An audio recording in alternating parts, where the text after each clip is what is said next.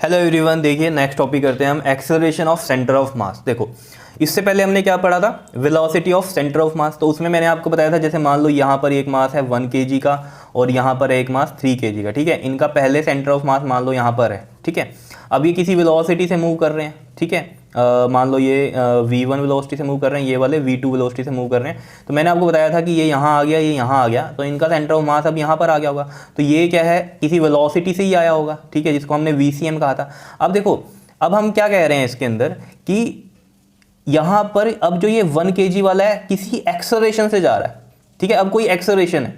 ठीक है, तो जैसे हम कहें a1 एक्सेलरेशन से जा रहा है और ये देखो वेलोसिटी अगर बढ़ती है, बढ़ती जा रही है तो यानी कि एक्सेलरेशन है, या घटती जा रही है तब भी एक्सेलरेशन है। वो आपको पता है पॉजिटिव नेगेटिव एक्सेलरेशन होते हैं। ठीक है, मैं यहाँ सिर्फ आपको बात बता रहा हूँ कि पहले हम वेलोसिटी की बात कर रहे थे। ठीक है, कांस्टेंट वेलोसिटी भी हो सकती है जिसमें एक्सेलरेशन जीरो होता है। वो केस कब होता है हमारा, जब एक्सटर्नल फोर्सेस जीरो, न्यूटन का फर्स्ट लॉ है वो। ठीक है ना, जब एक्सटर्नल फोर्सेस जीरो हैं तो जिस वेलोसिटी से वो मूव कर रहा है उसी वेलोसिटी से मूव करता रहेगा। ठीक है ना, तो उस केस में एक्सेलरेशन जीरो होता है जहां पर वेलोसिटीज सेम रहेंगी। ये तो हमें पता ही है, क्योंकि एक्सेलरेशन का फॉर्मूला भी क्या होता है, चेंज इन वेलोसिटी अपॉन में चेंज इन टाइम। जब वेलोसिटी ही चेंज नहीं हो रही, जो कि हमें पता है v2 माइनस v1 होती है और ये t2 माइनस t1 होता है, तो वेलोसिटी यहाँ भी 5 है, यहाँ भी 5 है, चेंज ही नहीं हो रही, तो ऑब्वियस बात है जीरो होगा। समझ रहे हो इतनी बात या नहीं बताओ। तो उस केस में तो एक्सेलरेशन जीरो होता है, ये हमें पता है। अब हम बात करें कि वेलोसिटी भी बढ़ रही है, मान लो बढ़ने का केस ले रहे हैं, बढ़ रही है। ठीक है, तो ये a1 एक्सेलरेशन होगा, उसके अंदर एक्सेलरेशन है। एक्सेलरेशन का मतलब ही क्या है, बढ़ना। जैसे हम कहते हैं ना, आप एक्टिवा से जा रहे हो तो एक्सीलरेटर को घुमाते हो जब, तो मतलब क्या है, रेस आप ज़्यादा करते हो या कम करते हो, यानी कि वेलोसिटी ज़्यादा कर रहे हो या कम कर रहे हो। ठीक है, तो यानी कि एक्सेलरेशन है। क्लियर। और यहाँ ये वाला 3 kg वाला मान लो किस एक्सेलरेशन से गया, a2 एक्सेलरेशन से गया। तो ऑब्वियस बात है, जब इनमें एक्सेलरेशन है तो इसके सेंटर ऑफ मास में भी क्या होगा, एक्सेलरेशन होगा या नहीं होगा, जिसको हम क्या बोलेंगे, ACM बोलेंगे। यानी कि सेंटर ऑफ मास का भी एक्सेलरेशन है। क्या इतनी बात क्लियर है या नहीं है बताओ। तो इसको हम कैसे करेंगे, देखो वेलोसिटी ऑफ सेंटर ऑफ मास हमें फॉर्मूला पता है, क्या होता है, m1 v1 प्लस में m2 v2 अप टू कहाँ तक जाता है ये हमारे पास, mn vn तक हम मान लेते हैं। ठीक है, इसमें और ये m1 प्लस में m2 अप टू में mn तक, ये चीज़ है। ठीक है, अब हमें ये चीज़ पता है कि a क्या होता है, dv/dt होता है, यानी कि डिफरेंशिएशन ऑफ वेलोसिटी, या हम बोलते हैं क्या इसको, चेंज इन वेलोसिटी अपॉन में चेंज इन टाइम। अगर आपको याद हो इंस्टेंटेनियस एक्सेलरेशन जब हमने निकाला था तब हमने क्या किया था, उसमें v/t था जो हमारा। ठीक है, उसमें हमने क्या किया था, डिफरेंशिएशन की थी। क्लियर है, याद अगर आपको हो तो डिफरेंशिएशन की थी हमने, जो हमारे पास आया था फॉर्मूला dv/dt। तो यानी कि differentiation of velocity with respect to t हमें क्या मिलता है, एक्सेलरेशन मिलता है। तो अगर हम यहाँ पर भी क्या करें, इसको dv/dt कर दें, vcm है या d/dt कर दें, तो हमें एक्सेलरेशन मिल जाएगा। तो वही करना है जैसे हमने पहले क्या किया था, सेंटर ऑफ मास में हमारे पास क्या था, पोजीशन के लिए जब हमने किया था तो RCM m1 r1 था, पोजीशंस थी, यानी कि डिस्टेंस डिस्प्लेसमेंट की बात हो रही थी। तो वहाँ से हमने जब ये centre of mass of velocity of centre of मास निकाला था तब हमने क्या किया था, उसको डिफरेंशिएशन की थी। यहाँ पर अब इसकी डिफरेंशिएशन करेंगे तो क्या मिलेगा, हमें एक्सेलरेशन मिलेगा। सिंपल सी कहानी याद रखनी है, क्या, जब हम पोजीशन की करते हैं डिफरेंशिएशन तो हमें क्या मिलती है, वेलोसिटी मिलती है। जब हम वेलोसिटी की डिफरेंशिएशन करते हैं तो हमें क्या मिलता है, एक्सेलरेशन मिलता है। समझ रहे हो, इसको ऐसे याद रख सकते हो। डिस्प्लेसमेंट की करते हैं तो वेलोसिटी मिलता है, वेलोसिटी की करते हैं तो एक्सेलरेशन मिलता है। ये सब बातें आपको पता है। ठीक है, पहले हमने बताई हुई हैं ये सब। तो हम यहाँ पर लिख देते हैं कि differentiate both side with respect to t। अब मैं TO क्यों लिखता हूँ यहाँ अगर मैं t लिख दूंगा ना, विद रिस्पेक्ट टू t, तो 2 बार t हो जाएगा, तो मैं यहाँ 2 लगा देता हूँ। ठीक, विद रिस्पेक्ट टू t। ठीक है, अब कई बच्चों को ना मैंने देखा है कि वीडियो में कई बार मेरे पास कमेंट आते हैं कि ये WRT का मतलब क्या है। तो WRT का मतलब क्या है, विद रिस्पेक्ट टू। अब ये उन्हीं को नहीं समझ में आता जो म्यूट करके देखते होंगे वीडियो। ठीक है ना, जो म्यूट करके नहीं देख रहे हैं वीडियो तो उनको तो समझ में आएगा, मैं बोल ही रहा हूँ कि विद रिस्पेक्ट टू। ठीक है, चलो, तो थोड़ा सा आप ध्यान दिया करो वीडियो में, पूरी कंसंट्रेशन लगा के सुना करो कि क्या बोला जा रहा है। अगर आप पूरी कंसंट्रेशन से भी सुन लो ना वीडियो को, ठीक है, तो आपके एफर्ट्स बहुत कम हो जाएंगे करने। समझ रहे हो, नहीं तो फिर बाद में एग्जाम के टाइम में एफर्ट्स करते रहो अपने। ठीक है जी, तो यही बात स्कूल में भी आपके लिए, ये नहीं कि मेरा लेक्चर देख रहे हो तो मैं बोल रहा हूँ, स्कूल में भी अगर आप ध्यान से सुन लोगे ना बात को तो आपके समझ में आ जाएगी। ठीक है ना, तो ये स्कूल में भी है, स्कूल में आप लोग बातें करते हो बैठ के। ठीक है ना, तो ये चीज़ आपको ध्यान देनी है। चलो देखो, अब डिफरेंशिएट करेंगे इसको, तो हम देखो यहाँ d/dt किया हमने, ये vcm। ठीक है, और इसका भी डिफरेंशिएशन होगा तो पूरे का हम d/dt कर देते हैं। यहाँ पर सेम है जैसे कि मैंने ये ड्राइव किया था, centre of mass, velocity of centre of mass drive किया था ना, वैसे ही इसका है। तो ये m1 v1 प्लस में m2 v2 एंड प्लस में up to mn vn and upon में m1 प्लस में m2 plus up to mn। Vector जरूर लगा लेना, जहाँ v है वहाँ वेक्टर, जहाँ r है वहाँ वेक्टर, ठीक है। तो मैं यहाँ नहीं लगा रहा हूँ, तो ये चीज़ आपको ध्यान रखनी है, मैं फाइनल फार्मूले में लगा दूंगा, ठीक है। अगर मैं पहले वेक्टर लगाने लग जाऊँ ना तो कई बच्चों की साइकोलॉजी होती है, उनको लगता है डिफिकल्ट है तो छोड़ दो, ठीक है। तो ऐसा नहीं करना है, ठीक है, इसलिए मैं यहाँ लगा नहीं रहा हूँ। अब देखो यहाँ पर ये तो पता है हमें d v c m by d t क्या हो गया हमारे पास a, और ये सी एम लगा होता है सी एम का मतलब क्या है, यहाँ सेंटर ऑफ मास है, क्लियर।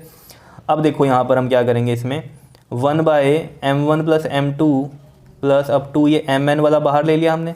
अब देखो d बाई डी टी सिर्फ इसका रह गया, ठीक है ना। तो इसमें भी हमें पता है m1 बाहर रहेगा, तो m1 d by d T of किसका लिखेंगे, सिर्फ v1 का। फिर m2 d by d T किसका लिखेंगे, इसमें v2 का लिखेंगे, and up to d by d t और साथ में ये mn किसका लिखेंगे हम यहाँ पर, vn का लिखेंगे, क्लियर है। बताओ अब देखो इसमें आपको पता ही है सब कुछ, m1 प्लस में m2 अप टू में mn and this is m1, और dv बाई dt क्या होता है हमारा एक्सेलरेशन, तो ये a1 हो जाएगा, m2 ये वाला अगला a2 हो जाएगा, और ये वाला क्या हो जाएगा हमारे पास अप टू सोन mn an हो जाएगा, क्लियर है।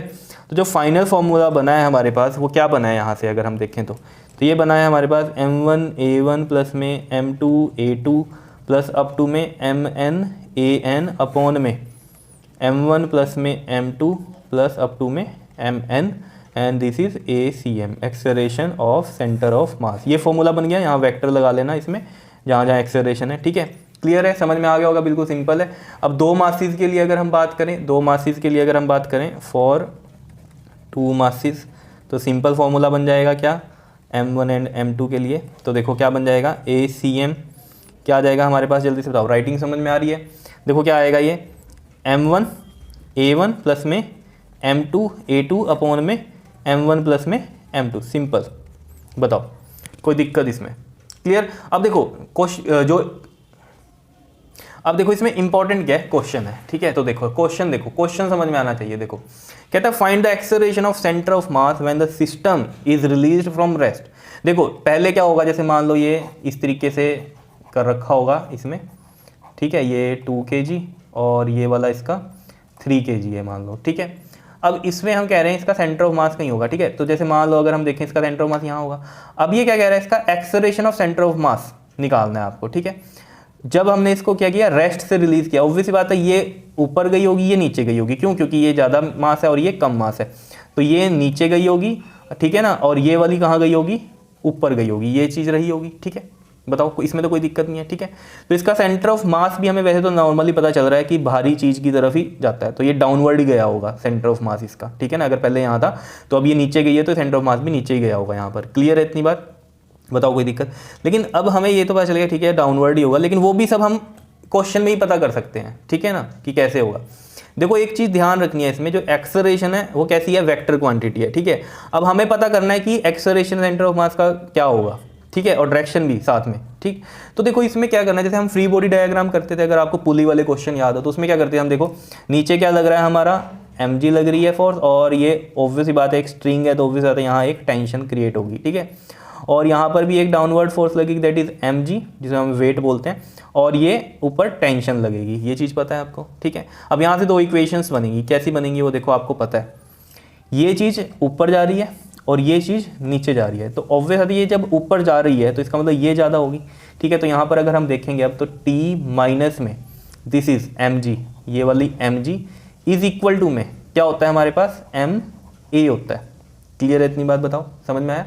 ये ma कौन सी फोर्स होती है हमारी, ये वाली जो इस पे लग रही है, ठीक है ना, नेट फोर्स ma, ठीक है। अब देखो t क्या है हमारे पास यहाँ पर, ये जो t है इसको एज इट इज लिखता हूँ, और माइनस में m कितना है 2 है, और g लेना है 10। अब देखो ध्यान से क्या करना है, इसमें डाउनवर्ड है, ये वाला mg क्या है, डाउनवर्ड है, तो एक्सेलरेशन ड्यू टू ग्रेविटी वाले आपको पता है जो डाउनवर्ड होते हैं वो हम क्या लेते हैं, पॉजिटिव, और जो अपवर्ड होते हैं वो नेगेटिव लेते हैं, याद रखना। g के केस में जब हम डाउनवर्ड करते हैं तो पॉजिटिव लेते हैं, और जब अपवर्ड करते हैं तो नेगेटिव लेते हैं, ये सिर्फ g का केस है, याद रखना अभी, ठीक है। m कितना है 2 है, और g है 10, तो 2 इंटू 10 कितना हो गया हमारे पास 20, एंड m है 2 और a हमें इसमें निकालना, ये हो गया, ठीक है। ये हो गई फर्स्ट इक्वेशन। दूसरी बनाओ यहाँ से जरा, देखो जी, अब ये नीचे आ रहा है तो यानी कि ये mg ज़्यादा है, तो ऑब्वियस आता है mg में से ये t माइनस होगा, ये तो आपको पता ही है, और नेट फोर्स क्या आ रही है हमारी, ma आ रही है, ठीक है। एम 3 है और जी डाउनवर्ड ही है और 10 लेना है हमें, तो प्लस का होगा जी, इसमें डाउनवर्ड है क्योंकि, तो कितना हो गया 3 इंटू 10 इज 30 माइनस में टी इज इक्वल टू में एम कितना है 3 है और ये ए हमें निकालना है। ये सेकंड इक्वेशन हो गई, ठीक है। तो आपने क्या करना है, ऐड करो 1 एंड 2 को। तो देखो अगर हम ये फर्स्ट इक्वेशन हम देख रहे हैं और सेकंड देख रहे हैं, तो टी यहाँ है तो इसका भी टी इधर ही ले लो यहाँ पर। तो देखो ये -20 मैं ऐसे लिख सकता हूँ और ये टी इधर प्लस का आ गया और इज इक्वल टू में 2a। समझ पा रहे हो क्या किया ये, ताकि इक्वेशन ऐड हो जाए ईजिली, नहीं तो ऐसे भी कर सकते हैं लेकिन फिर भी, ठीक है। समझ रहे हो ना, -20 आगे ले लिया और टी इधर ले लिया। अब इक्वल टू से इधर उधर लेता तब साइन चेंज होते हैं, मैं तो इक्वल टू के इधर उधर नहीं जा रहा हूँ, एक ही साइड कर रहा हूँ, बस इसको आगे कर दिया। साइन इसका माइनस है 20 का तो माइनस आ गया और टी का साइन कुछ नहीं है यहाँ पर, तो यानी कि प्लस है तो ये प्लस का टी हो गया, ठीक है। अब देखो मैं लिखता हूँ यहाँ पर -20 प्लस का टी इज इक्वल टू में 2a और इसका लिख दिया मैंने 30 माइनस में टी इज इक्वल टू में 3a। अब आप कहोगे ऐड ही क्यों किया, देखो मुझे साफ पता है एलिमिनेशन मेथड में क्या होता है, हमें एलिमिनेट करना होता है। तो मैंने देख लिया था यहाँ पर टी को एलिमिनेट करना और एक प्लस का है हमारा और एक टी किसका है माइनस का है, तो ऐड कर देंगे। ऐड में क्या होता है, क्योंकि साइन नहीं चेंज करने पड़ते। अगर ये दोनों ही प्लस के होते फिर मुझे क्या करना पड़ता, सब्ट्रैक्ट 1 एंड 2, ताकि साइन चेंज करके टी कैंसिल हो जाते। लेकिन इनके साइन एक प्लस एक माइनस ऑलरेडी है, तो एडिंग से भी ये हो जाएंगे, तो साइन चेंज करने की जरूरत नहीं पड़ती। ये तो पता है ना एलिमिनेशन में, आपको क्लास 10th में किया एलिमिनेशन मेथड मैथ में, कि जब सब्ट्रैक्शन करते हैं तो साइन चेंज होते हैं, ऐडिंग करते हैं तो साइन चेंज नहीं होते। तो ऐड करने तो साइन नहीं चेंज हो रहे हैं, तो हम ये यहाँ पर ये कट हो गया, प्लस और माइनस हो रहा है, ठीक है। और यहाँ पर देखो -20 है और ये साइन नहीं है कोई, तो प्लस का 30, तो plus minus minus sign which is greater, तो ये प्लस का 10 आ जाएगा, 30 में से 20 माइनस करेंगे और इनको ऐड करेंगे तो ये 5a आ रहा है। जब कोई साइन नहीं होता तो मतलब प्लस ही है वो, ठीक है। तो एलजेब्रा वाली एडिशन और ये सब्ट्रैक्शन है, ठीक है। तो 10 और 5, 10 अपॉन में 5 कितना आ गया, 2 आ गया। तो a जो है हमारा वो 2 मीटर पर सेकंड स्क्वायर आ रहा है, ठीक है। अब इसकी ज़रूरत कहाँ पड़ने वाली है, फॉर्मूले में पड़ने वाली है, क्योंकि हमें पता है ACM जो हमारा है वो क्या है फॉर्मूला, यहाँ पर देखो ये है ना m1 a1 प्लस में m2 a2 अपॉन में क्या है m1 प्लस में m2 है, क्लियर। और ये वेक्टर है। अब देखो वेक्टर की कहानी में आपको समझना है मेन, ठीक है। बच्चों को जो कन्फ्यूज़न होती है ना इन क्वेश्चन में, वो सब क्लियर कर रहा हूँ मैं आपकी। अब देखो ज़रा यहाँ पर ये वाला आप मान लो कौन, ये वाला आपने मान लिया m1 है और ये वाला मान लिया आपने क्या है आपका m2 है, क्लियर है, कोई दिक्कत नहीं है इसमें, ठीक। तो m1 कितना है 2 है। अब a1 या a2 की जब हम बात करते हैं तो इसमें आपको एक चीज़ ध्यान रखनी है, a1 equal to a2 equal to a है। ये जो a निकला है हमारा, क्योंकि देखो जितना ये ऊपर जाए, जितनी स्पीड से ये या वेलोसिटी जितनी बढ़ रही होगी इसके ऊपर, उतनी ही यहाँ पर बढ़ रही होगी, क्योंकि दोनों अटैच्ड है ना। ये तो नहीं है कि इसका एक्सेलरेशन अलग होगा इसका एक्सेलरेशन अलग होगा, इसका जो एक्सेलरेशन होगा ऊपर जा रहा है वही एक्सेलरेशन इसका नीचे भी होगा। क्लियर है बात इतनी, ये तो समझते हो, क्योंकि एक ही स्ट्रिंग है, जैसे यहाँ पर टेंशन सेम होती है ऐसे एक्सेलरेशन भी सेम ही रहेगा। क्लियर है इतनी बात, बताओ कोई दिक्कत, ठीक है। और ये चीज़ें भी कब हम कंसीडर करते हैं, जिसमें हम बात करते हैं कि ये जो रोप है ना, ये जो स्ट्रिंग है, ये हम कैसा लेते हैं, इसमें मासलेस लेते हैं, ठीक है, कंसीडर करते हैं। क्लियर, तो इतनी बात आपको समझ में आ गई है, एक ही बात हो रही है, ठीक है। अब यहाँ पर देखो, अब बच्चों को कन्फ्यूजन क्या होती है, सर अपवर्ड एक्सेलरेशन, अपवर्ड का तो आपने बताया था क्या होता है, नेगेटिव होता है, और डाउनवर्ड का क्या होता है, पॉजिटिव होता है। मैंने वो क्या बताया था, acceleration due to gravity G की बात होती है कि अगर डाउनवर्ड है तो पॉजिटिव और अपवर्ड है तो नेगेटिव। यहाँ पर तो ये वेक्टर क्वांटिटी से आप इसको कंसीडर करोगे, कोऑर्डिनेट सिस्टम से। कोऑर्डिनेट सिस्टम में आप देखो ना, ये वाई एक्सिस होता है, ऊपर वाला क्या होता है प्लस होता है और नीचे वाला क्या होता है, ये वाला माइनस होता है। तो कोऑर्डिनेट सिस्टम में यहाँ पर ए को आपने क्या लेना है, जो ऊपर वाला है वो प्लस और जो नीचे वाला है वो माइनस। ये चीज़ कन्फ्यूजन आपकी दूर हो रहनी चाहिए। जी की बात अलग होती है, नॉर्मल एक्सेलरेशन की बात अलग है, समझ रहे हो। तो एक्सेलरेशन अब यहाँ a1 है, ये वाला a1 है, ऊपर जा रहा है, तो ये ऊपर जाएगा तो मतलब क्या है प्लस का है, तो प्लस का क्या आ जाएगा हमारे पास, ये 2, समझ रहे हो। प्लस में m2 कितना है 3 है। अब ये a2 है, ये वाला जो नीचे आ रहा है a2 है, यानी कि a ही मान लेंगे हम इसको, ठीक है। अभी नीचे आ रहा है, नीचे मतलब कोऑर्डिनेट सिस्टम में देखो अगर आप, तो नीचे आ रहा है तो मतलब माइनस है, तो माइनस का 2 आएगा। यही चीज़ें आपने बस ध्यान देनी है। m1 प्लस m2 कितना है हमारे पास, ये m1 है 2 और ये 3 हो गया, ठीक है। तो देखो 2 2 4 और प्लस और ये माइनस का 6 आएगा, और 2 + 3 कितना हो रहा है हमारे पास 5 होता है। तो देखो ये 4 और प्लस माइनस माइनस 6 हो गया ये, ठीक है, प्लस माइनस माइनस होता है तो माइनस आ गया, और ये 5 कितना आ रहा है माइनस का 2/5, 4 - 6 कितना होता है -2 होता है, ये सब पता है आपको। क्लियर है इतनी बात। तो माइनस का 2/5 मीटर पर सेकंड स्क्वायर क्या आ रहा है हमारा, सेंटर ऑफ मास का एक्सेलरेशन आ रहा है, ठीक है। एक्सेलरेशन ऑफ सेंटर ऑफ मास कितना आ रहा है, माइनस का 2/5। अब देखो माइनस से मतलब क्या है, यहाँ पर ये जो एक्सेलरेशन है, हमें अभी बात की थी कोऑर्डिनेट सिस्टम वाली, डाउनवर्ड वाली माइनस होती है। तो मैंने आपको पहले बोल दिया था जहाँ ज़्यादा मास है उधर ही शिफ्ट होगा, ठीक है ना। जैसे ये था पहले यहाँ, तो अब ये नीचे शिफ्ट होगा, तो ऑब्वियस बात है ये नीचे ही शिफ्ट हो रहा है क्योंकि माइनस आ रहा है। माइनस का मतलब क्या, डायरेक्शन सेंटर ऑफ मास की क्या है अब डाउनवर्ड ही है, क्योंकि ये ज़्यादा मास क्या था, डाउनवर्ड डायरेक्शन में जा रहा था। तो ऑब्वियस बात है सेंटर ऑफ मास इसकी तरफ ही जाएगा, ये तो नॉर्मल रूल आपको पता ही है, ज़्यादा मास की तरफ ही शिफ्ट होता है सेंटर ऑफ मास, ठीक है। तो माइनस से डायरेक्शन में चल गया, 2/5 मीटर पर सेकंड स्क्वायर का उसका एक्सेलरेशन है सेंटर ऑफ मास का, ठीक है।